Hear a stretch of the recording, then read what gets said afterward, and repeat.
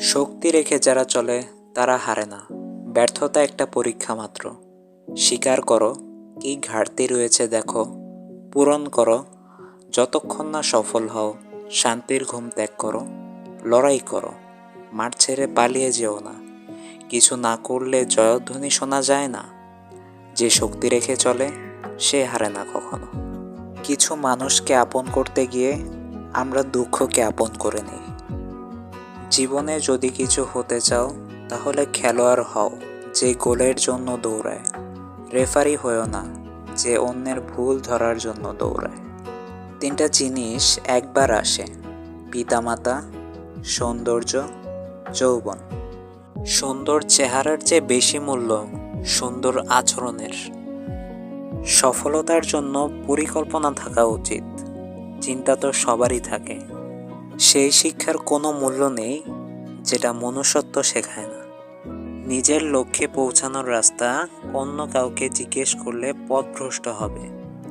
কারণ তোমার লক্ষ্যের গুরুত্ব তুমি ছাড়া অন্য কেউ ভালো বুঝবে না। পরিচয় সবার সাথেই থাকা উচিত, কিন্তু সম্পর্ক না। সময়ের সাথে সাথে অনেক সময় বন্ধুও শত্রুতে পরিণত হয়, আবার শত্রুও বন্ধুতে পরিণত হয়। জীবনে সফল হওয়ার জন্য স্বাধীন হওয়াটা অনেক জরুরি। পৃথিবীর প্রতিটা মানুষেরই ব্যথার অভিজ্ঞতা আছে, কিন্তু তারপরেও তারা অন্যের ব্যথা অনুভব করতে পারে না। কাউকে খোঁজার জন্য বের হয়ে যেও না, কারণ মানুষ হারিয়ে যায় না, বদলে যায়। যারা তোমাকে ভুলে গেছে তাদেরকে ভুলে যেতে দাও। তারা সবাই তোমাকে মনে করবে, তাদের প্রয়োজনের দিন আসতে দাও। মেয়ে যদি সুন্দরী এবং ছেলে যদি বড়লোক হয়, তাহলে সত্যিকারের ভালোবাসা হতে একটুও দেরি নয়। প্রয়োজনের অতিরিক্ত ভালোবাসা কষ্টের দিকে নিয়ে যায়। আমরা যেসব মানুষকে নিয়ে খুব বেশি চিন্তা করি, অধিকাংশ সময় তারাই আমাদের বুঝতে পারে না। বিনা দোষে পাওয়া শাস্তি মৃত্যুর চেয়েও বেশি যন্ত্রণাদায়ক। অনুমান ভুল হতে পারে, কিন্তু অনুভব না। কারণ অনুমান আমাদের মনের কল্পনা হয়, কিন্তু অনুভব আমাদের জীবনের শিক্ষা হয়।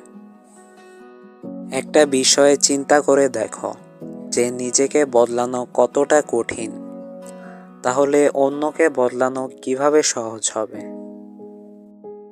টাকা কামানোর জন্য এতটাই ব্যস্ত হয়ে যেও না যে নিজের জীবনটাকে উপভোগ করতে ভুলে যাও। কখনো কখনো রাগ করাও দরকার, যাতে অন্তত এটা বোঝা যায় যে আমাদের রাগ ভাঙানোর জন্য আদৌ কেউ আছে নাকি নেই। ব্যস্ত থাকলে মানুষের অর্ধেক দুঃখ এমনিতেই শেষ হয়ে যায়।